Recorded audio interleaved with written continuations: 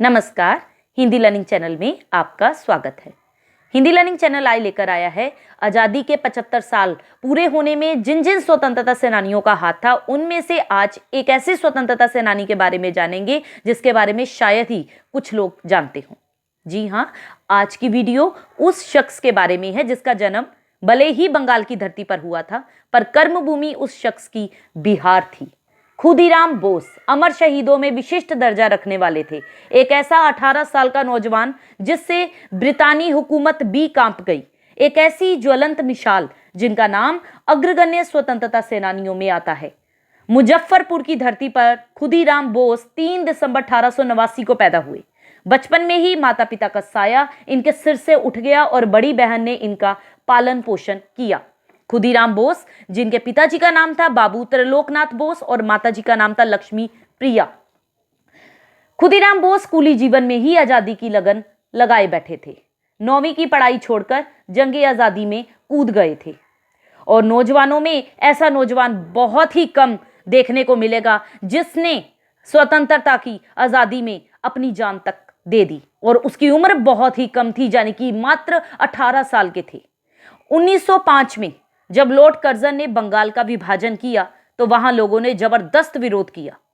जो लोग विरोध कर रहे थे, कोलकाता के मजिस्ट्रेट ने उन लोगों को ऐसी यातनाएं दी, ऐसे कष्ट दिए कि सुनने वालों की रूह तक कांप उठे।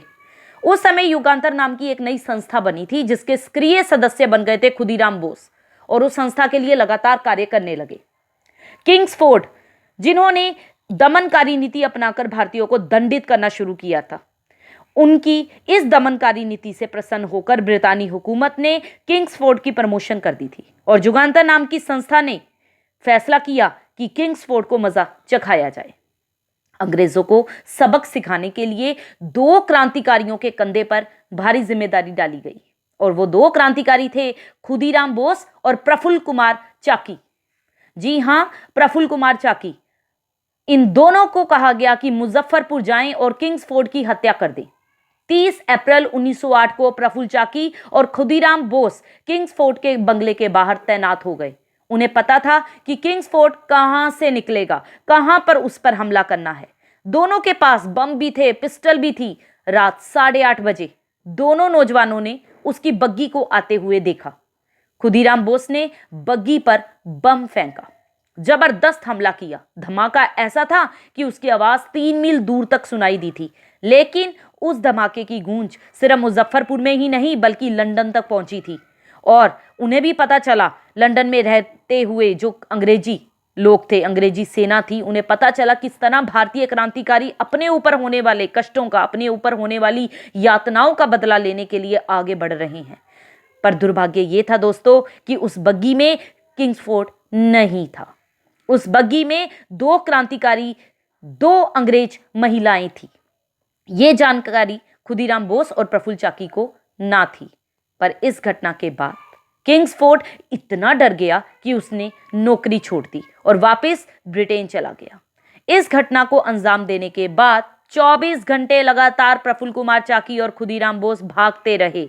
भागते भागते मुजफ्फरपुर से तकरीबन 24 किलोमीटर दूर वैनी स्टेशन के पास पहुंचे, लेकिन अंग्रेज उनके पीछे लग गए थे। सिपाहियों ने चारों तरफ से उन्हें घेर लिया। प्रफुल्ल कुमार ने खुद को गोली मार ली, पर खुदीराम बोस पकड़े गए और बुलंद इरादों के साथ जेल में रहे। खुदीराम बोस को महज 18 साल की उम्र में फांसी की सजा सुनाई गई। कुछ लोग मानते हैं 19 साल की उम्र में। और जो मजिस्ट्रेट वहां था, वो उनके अनुसार जब उन्हें फांसी दी जा रही थी, तब कहते हैं हाथ में गीता लेकर खुदीराम बोस हंसते हंसते फांसी के तख्ते पे चढ़ गए थे। उन्होंने फांसी का जो तख्ता था उसको चूमा था। सबसे कम उम्र के शहीद खुदीराम बोस जो फांसी पे चढ़ गए। अगर ऐसे नौजवानों ने अपनी जिंदगी को दांव पर ना लगाया होता, या ऐसे नौजवानों ने अपने माता पिता का साथ ना छोड़ा होता, ऐसे नौजवानों ने अगर पढ़ाई ना छोड़ी होती, तो हमें आजादी नहीं मिली होती। आज अगर हम खुली हवा में सांस ले रहे हैं तो कहीं ना कहीं खुदीराम बोस जैसे नौजवानों का हाथ है। यह थी कहानी खुदीराम बोस की, जिनकी शहादत बेकार नहीं गई। कैसी लगी आपको ये कहानी दोस्तों, बताइएगा जरूर। शेयर जरूर कीजिएगा इस कहानी को, और हिंदी लर्निंग के पेज को सब्सक्राइब भी जरूर कीजिएगा, क्योंकि हिंदी लर्निंग पेज हर बार आपको एक नए क्रांतिकारी के बारे में, एक नए स्वतंत्रता सेनानी के बारे में कुछ ना कुछ इंफॉर्मेशन देके जाता है। चलिए आज की इस वीडियो को हम यहीं पर खत्म करते हैं। Till then, good bye.